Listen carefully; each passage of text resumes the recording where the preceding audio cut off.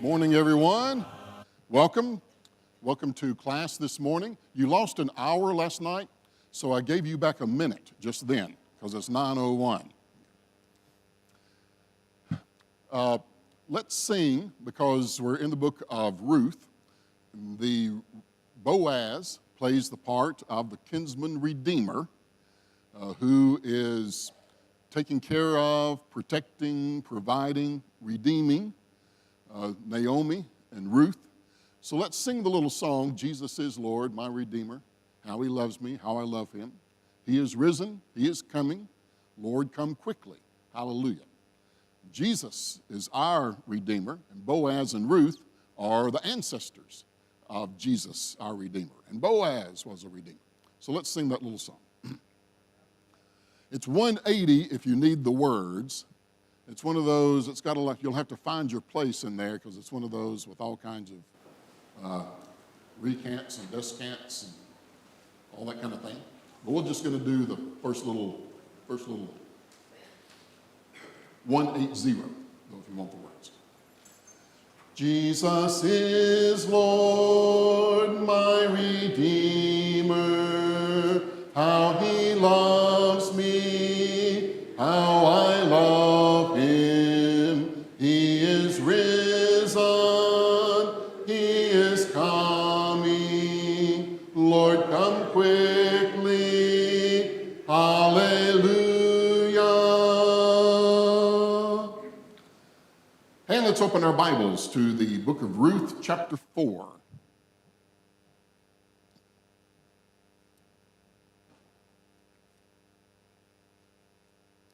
We have 3 Sundays, counting today. We have 3 Sundays left until the end of March, but we only have 2 Ruth classes, because next Sunday, March the 15th, is the Sexual Ethics Seminar Day. Keith Stanglin will be here during the Sunday school hour. He'll also preach the sermon that day. And then he'll do 2 sessions in the afternoon, 1 o'clock and 2 o'clock. There are flyers that are around that give you all that information, tell you what his subjects are going to be at which different hour. One of the things we need to pay attention to, though, is because we have a 1 o'clock session in the afternoon, and because our service runs to the time that it does, it might be a challenge to leave campus, get something to eat, and come back and get here by 1. So knowing that, we are providing pizza and salad lunch in the ministry center that day for those who would like to stay. But you need to register, because we're going to only order so much pizza for those who've registered. So you need to register for that. That is easily done at Levy Central. There's a list, already some names on that. Also, on the Levy Church of Christ private group Facebook page, there is an explanation of all of that as well, and you can register, several people have, just by putting your name in the comments. So let's keep that in mind.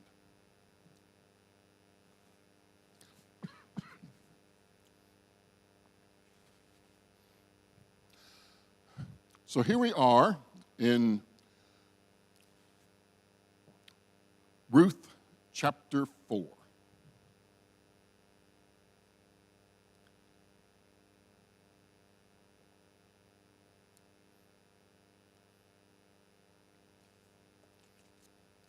We do Ruth by text and by topic. We're going to do verses 1 through 12 today.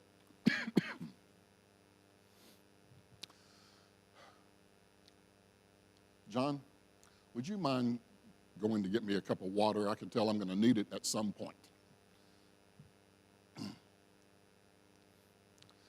So here is, in our schedule that we have, we're on the back page of it now. Text is chapter 4, verses 1 through 12. We will also go back through and talk about some of the topics that the book of Ruth brings up, like city gates. That was an important thing throughout the days of the Old Testament. Elders, the elders of the city that the Jewish people observed. Friends, because Boaz calls someone a friend in this passage. Negotiation, because sometimes we have to work things out with people. We have to negotiate some. Boaz turns out to be an expert negotiator, and he gives us a way to do that, some hints and tips on negotiating. There is the matter that comes up of impairing inheritances, and we'll talk about that. We all have obligations, both socially and legally, and so that's a matter that comes up in these 12 verses. And along with that, along with the obligations, honoring customs. Sometimes things aren't law, but this is the way that things are customarily done, so we'll talk about that. The Levirate marriage, which has been mentioned all through the chapters. We've been addressing that, but that comes to fruition today. And so because the Levirate marriage is working itself out between Boaz and Ruth, then the topics come up about marriage and also children and blessings, speaking blessings on one another, and our heritage. So those are the things we're going to be talking about today. Some as we go through the text, and if we need to, going back and catching the topics.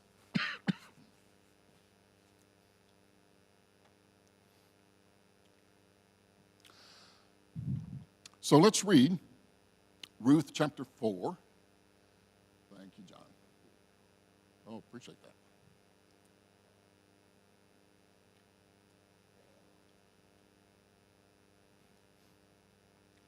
So let's read Ruth chapter 4, verses 1 through 6, and then we'll catch 7 through 12 a little bit later. Now Boaz had gone up to the gate and sat down there. And behold, the Redeemer of whom Boaz had spoken came by. So Boaz said, "Turn aside, friend, sit down here." And he turned aside and sat down. And Boaz took 10 men of the elders of the city and said, "Sit down here." So they sat down. Then he said to the Redeemer, "Naomi, who has come back from the country of Moab, is selling the parcel of land that belonged to our relative Elimelech. So I thought I would tell you of it and say, buy it in the presence of those sitting here and in the presence of the elders of my people. If you will redeem it, redeem it. But if you will not, tell me, that I may know. For there is no one besides you to redeem it, and I come after you." And the man said, "I will redeem it." Then Boaz said, "The day you buy the field from the hand of Naomi, you also acquire Ruth the Moabite, the widow of the dead, in order to perpetuate the name of the dead in his inheritance." Then the Redeemer said, "I cannot redeem it for myself, lest I impair my own inheritance. Take my right of redemption yourself, for I cannot redeem it." So let's go through those verses and talk about some of those things. Well, we've been advancing the story. If you remember from last week, Ruth had gone to the threshing floor. She had worked through the harvest for Boaz. And then she went, at Naomi's instruction, to the threshing floor and had a midnight meeting with Boaz, in which basically what she did was she proposed. That was a thing that we took of note because, and it just tells us some about the characters in the story, because Naomi had told Ruth, "You lie at Boaz's feet and he will tell you what to do." Well, Ruth went and she lay at Boaz's feet, and then she told him what to do. So, sometimes relationships work that way. So she made the request. She made, as it were, a marriage proposal through the fulfilling of the Levirate marriage law when she asked him to cover her with his garment and to spread his wings, that is, his arms of protection and provision, spread your wings over me, cover me in life.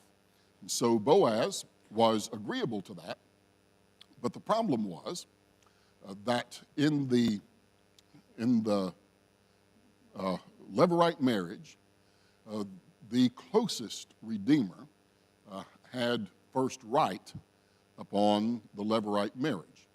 So Boaz, knowing, and we don't know if he just, Bethlehem, probably not a large town, and in the Jewish world, you knew who your family was, so, and what all the connections were. So maybe Boaz already knew. We might wonder, maybe this had crossed his mind, not just Ruth's mind, maybe it had crossed his mind and he had investigated. But in any case, he said, there is a relative who's a closer relative than I am. And by law, by the Levirate marriage law, he has the first right to either be your redeemer or to decline that. And so Boaz had told Ruth the night before, I am going to step up as your redeemer unless this other person claims the marriage through his relationship. And he had told her, and I'll take care of it tomorrow. And that's why that our story in chapter 4 begins with Boaz going up to the city gate. The city gates is where business was often done in the towns of that world. Most of if the city was of any kind of significance, it would have a wall that was built around it. And then it would have a gate to enter.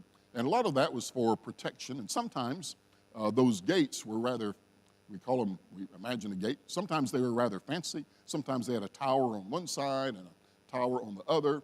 And they would have plazas. And so people who were selling things, you might think in terms of a farmer's market or a craft market, so that vendors could come and set up there.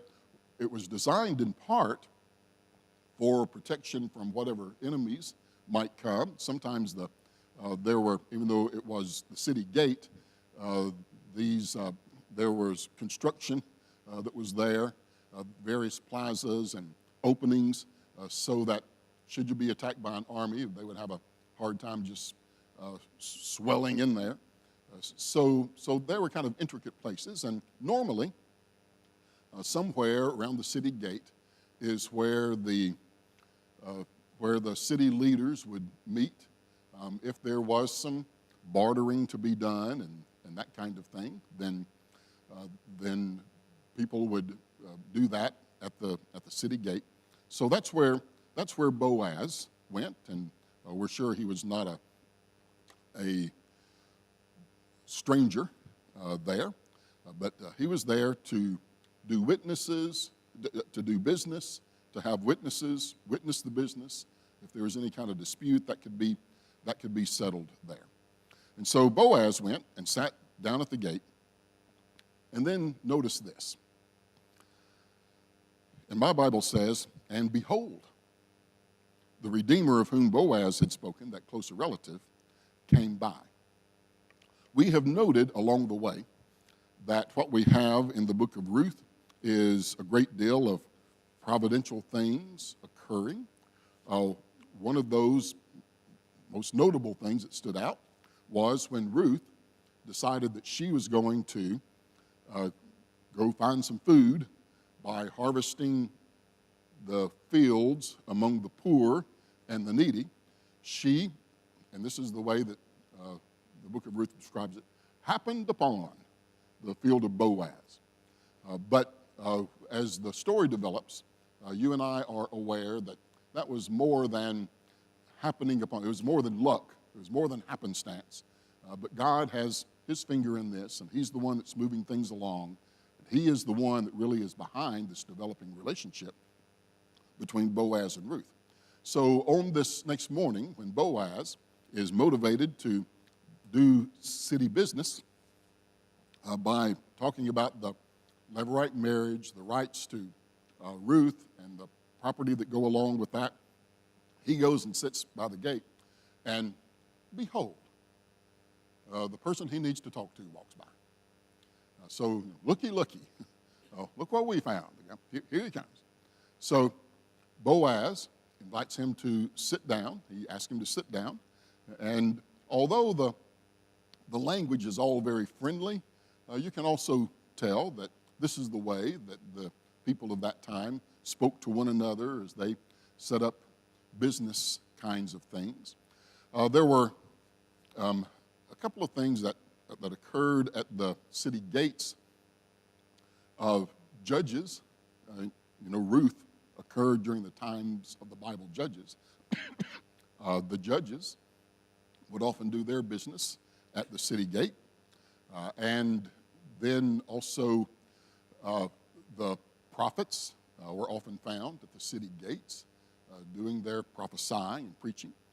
And so a lot of the legal business was handled by the judges who were there, but also family matters, custom matters, were oftentimes handled not through the legal system that way, but through the wisdom of the city elders. So that's why we have Boaz inviting this man. He's unnamed, we just know him, Boaz says, friend.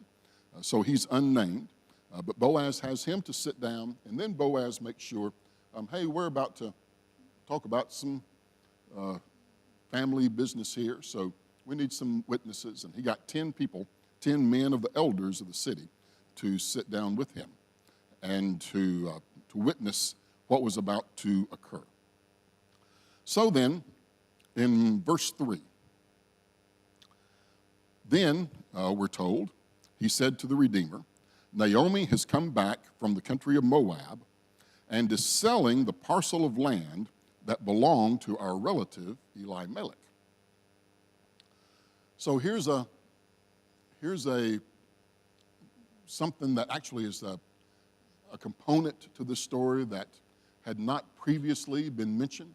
We might wonder if this person, this closest Redeemer, we might wonder if he was aware or not of the story of Naomi and Ruth, that his close relative, Elimelech, had years before moved to Moab during a time of famine, but had died over there, and his widow had come back.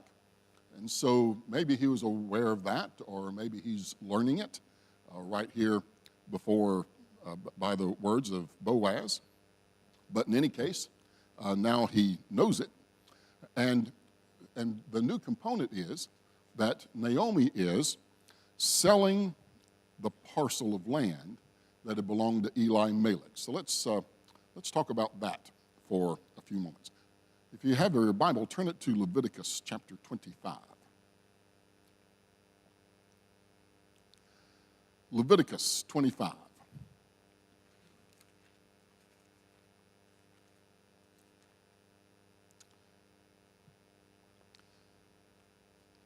Inheritances, inherited land, passed down land, these were all super important things in the Jewish world.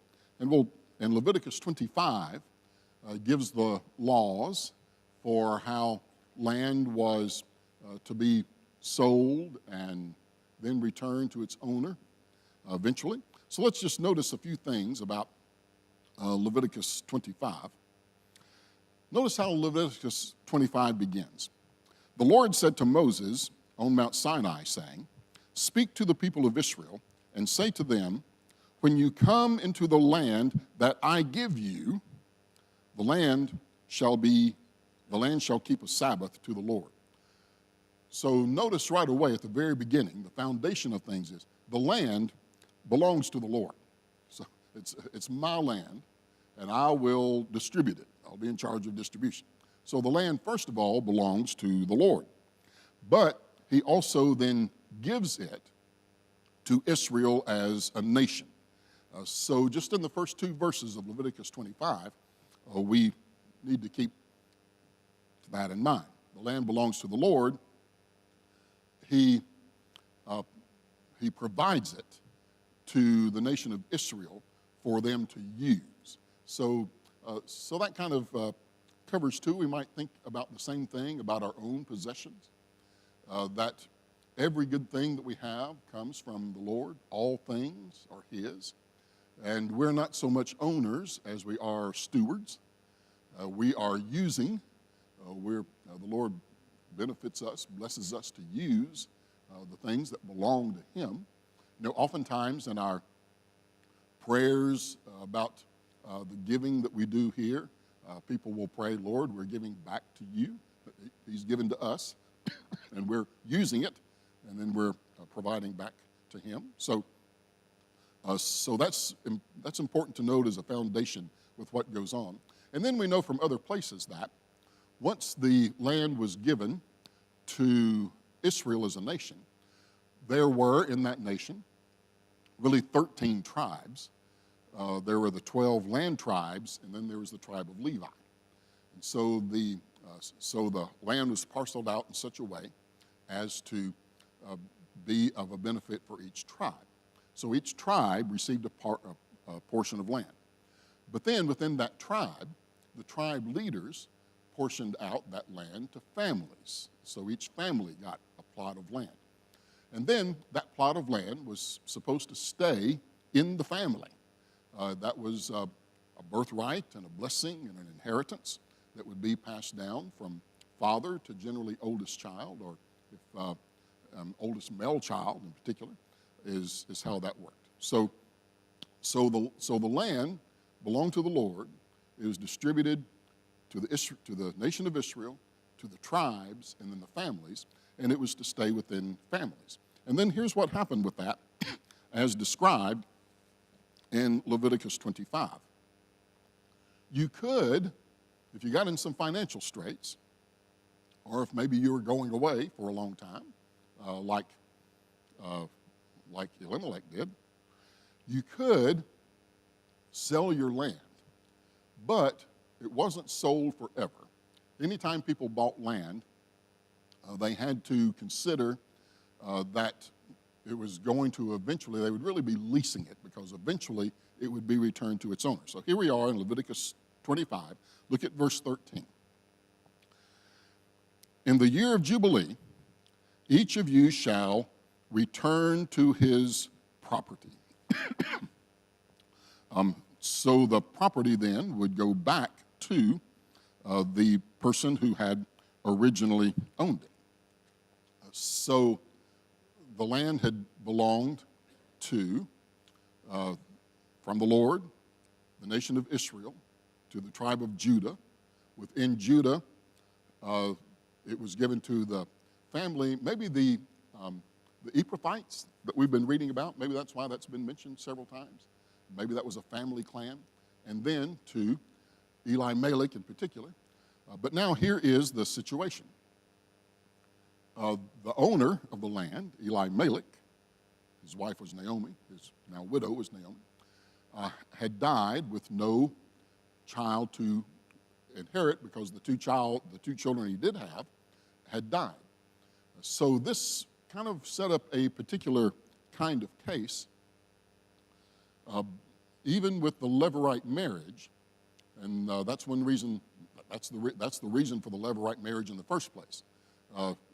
If a man died and he had no children, then his brother would take on the woman who had been his wife, as a protector and provider for her, and then have a child with her, and the child would not be that person's, not the biological father's child, but would be the child of his deceased brother, and so all inheritances would still go through that line of the deceased. But this is a particular situation here with Elimelech and the land that had once been assigned to him.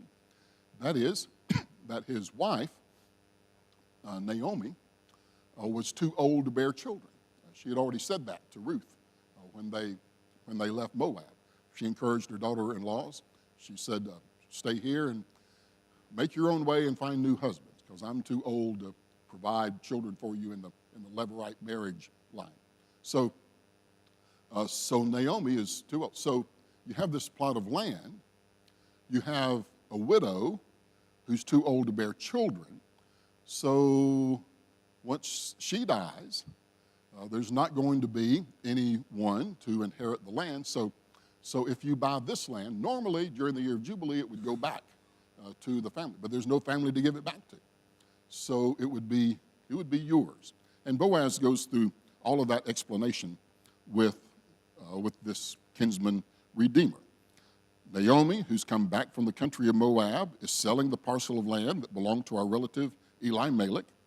So I thought I would tell you of it and say, buy it in the presence of those sitting here and in the presence of my people. If you will redeem it, redeem it. So here was this man's, it was kind of an obligation. If he bought that land from Naomi, he would be also he would also have the obligation to care for Naomi until she died. But then once she did, that land would be his free and clear, and a part of his a part of the inheritance that he could pass on to his own biological children. So Boaz presents that, and man, that sounds like a good deal. You buy the land, and you don't have to give it back at the year of Jubilee, and really all that you need to do is take care of Naomi, and she's already in her older years. And so the man says, deal, and I'll take care of that. Yes, I will redeem it. Now, Boaz, and this is all very legal language, he has told the man, if you will redeem it, we have the elders of the city here to witness it. We have a good many of the city people had stopped to listen to what was going on. So this is official business, and it's going to be it'll be witnessed and documented for all of these things to happen. And this man is ready to be a redeemer. But then, when he says, I will redeem it, then Boaz says this. Well, there is one more thing. Negotiation. Boaz has left out a little fact that is important to the deal here. Boaz says, the day you buy the field from the hand of Naomi, you also acquire Ruth the Moabite, the widow of the dead, in order to perpetuate the name of the dead in his inheritance. So, now, it's not just Naomi to take care of till she passes. Naomi does have this daughter, and by the way, she's a Moabite, and that's not always looked kindly upon. We talked about foreigners and aliens and immigrants. Ruth was one.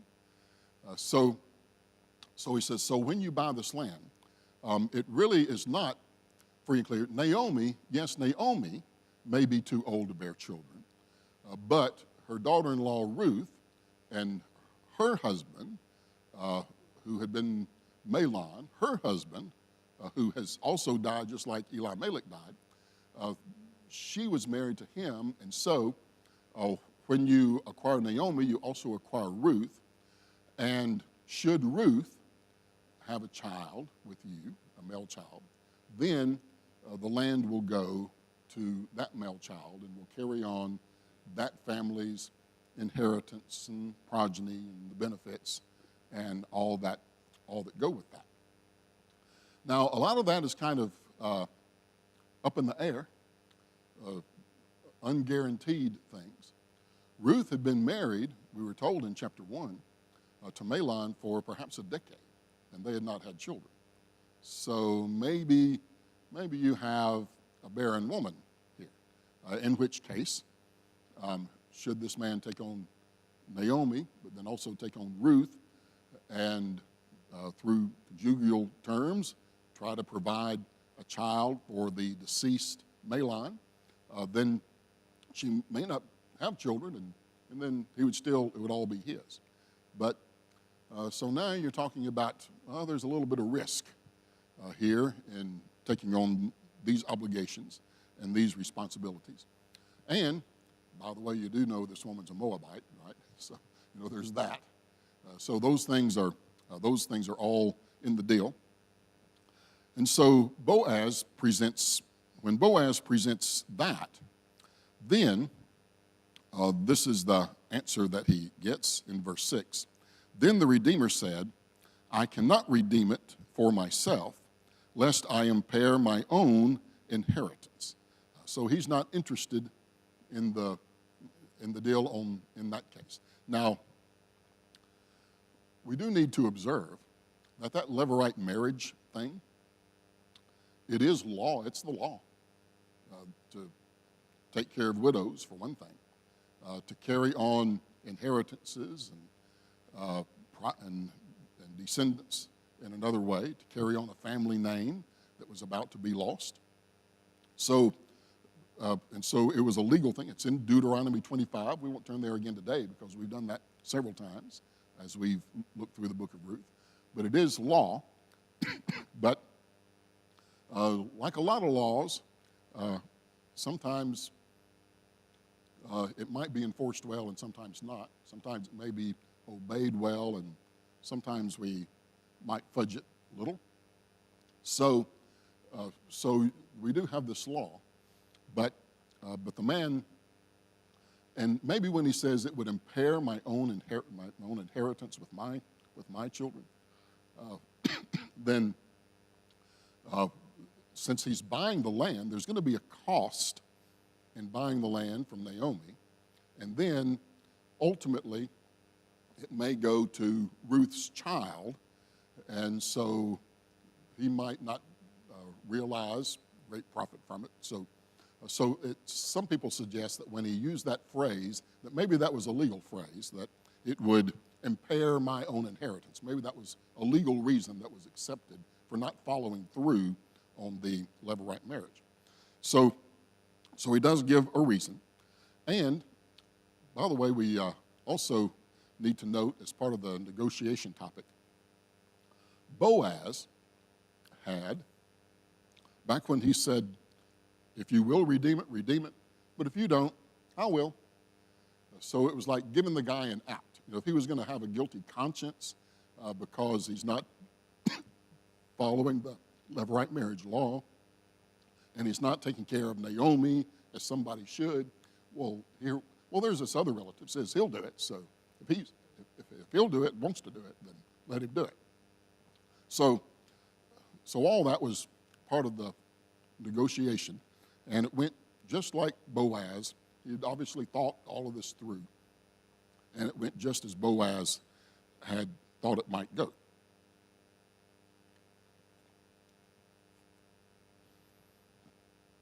So then, the man ends up saying, take my right of redemption yourself, for I cannot redeem it.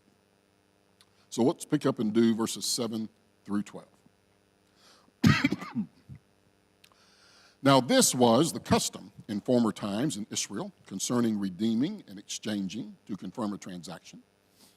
The one drew off his sandal and gave it to the other. And this was the manner of attesting in Israel. So when the Redeemer said to Boaz, buy it for yourself, he drew off his sandal. Then Boaz said to the elders of all the people, you are witnesses this day that I have bought from the hand of Naomi all that belonged to Elimelech and all that belonged to Chilion and to Mahlon, that would be Ruth's husband. Also, Ruth the Moabite, the widow of Mahlon, I have bought to be my wife, to perpetuate the name of the dead in his inheritance, that the name of the dead may not be cut off from among his brothers and from the gate of his native place. That's the reason that law is in place anyway. And Boaz says, you are witnesses this day. Then all the people who were at the gate and the elders said, we are witnesses. May the Lord make the woman who is coming into your house like Rachel and Leah, who together built up the house of Israel. May you act worthily in Ephrathah and be renowned in Bethlehem. And may your house be like the house of Perez, whom Tamar bore to Judah, because of the offspring that the Lord will give you by this young woman.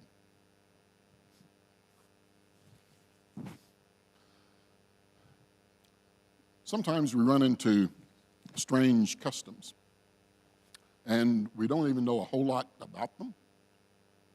But we have this situation where, since a deal has been struck, and it involves lands and the Levirate marriage law, Naomi and Ruth, the The custom, we're told, and this is a helpful kind of parentheses that the collector of this material in Ruth mentions, that it was customary when land was sold that the person who was ceding land to the other person would take off his sandal and give it to the person that was acquiring the land.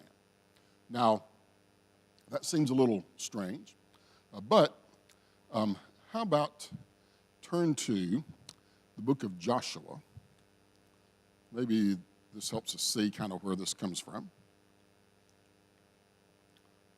You know how we read a few moments ago from Leviticus about how the Lord said, the land is mine, but I will give it to Israel? Notice Joshua chapter 1 and verse 2. We'll start at verse 2. Joshua's taking over leadership of Israel from Moses. Moses, my servant, is dead, he tells Joshua. Now, therefore, arise, go over this Jordan, you and all this people, into the land that I am giving to them. There's that phrase again, to the people of Israel.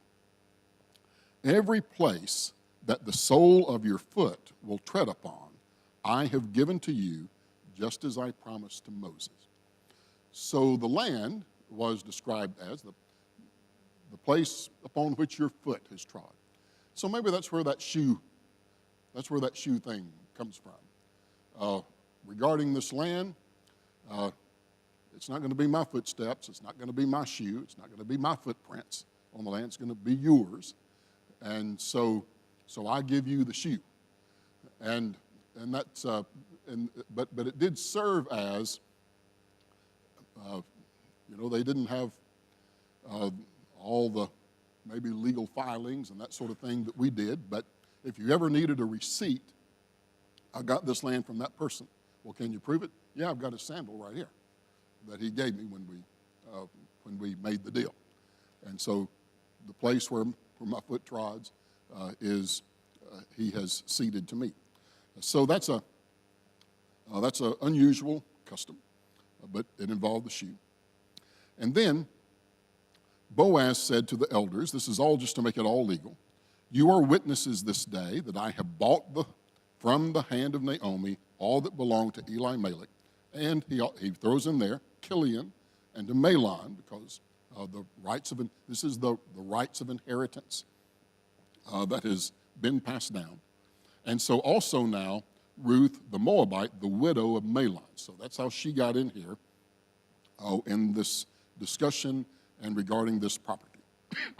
So Boaz says that he has acquired the land, but he's also happily acquired the care of Naomi and also the care of Ruth under the Levirate marriage system.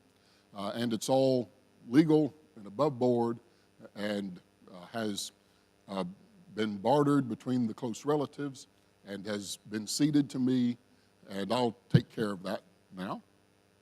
So if we were to look closer into it, Deuteronomy chapter 25 is the Levirate marriage law.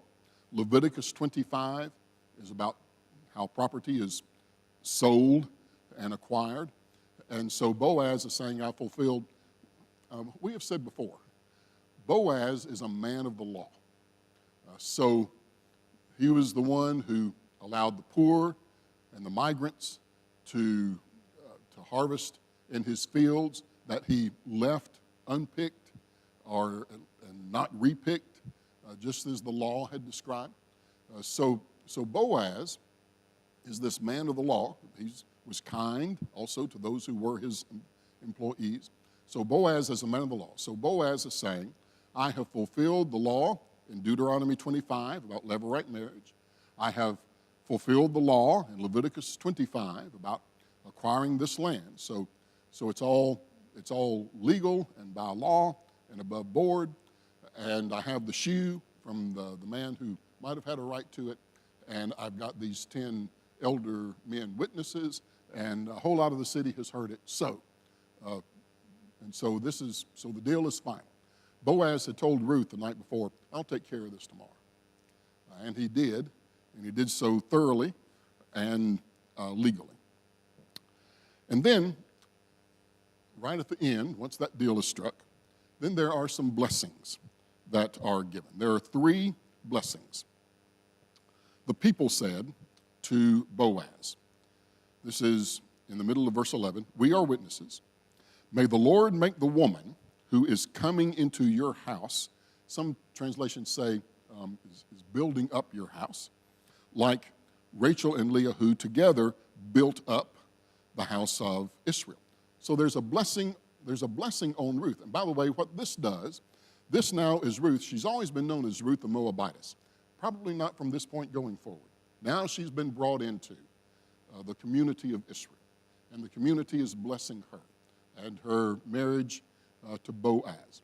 And one of the things they say about that is, may she and you together have children. May you have those children. Now remember, Ruth is without child, and she was married for a long time and didn't have children. But the blessing is, may you have children like Rachel and Leah. Rachel and Leah and their concubines were the wives of Jacob, who had provided the 12 tribes to whom the Lord had given the land.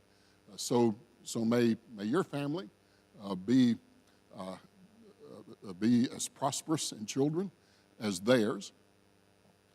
And in that phrase there, we don't want to skip this, the women who built up the house of Israel.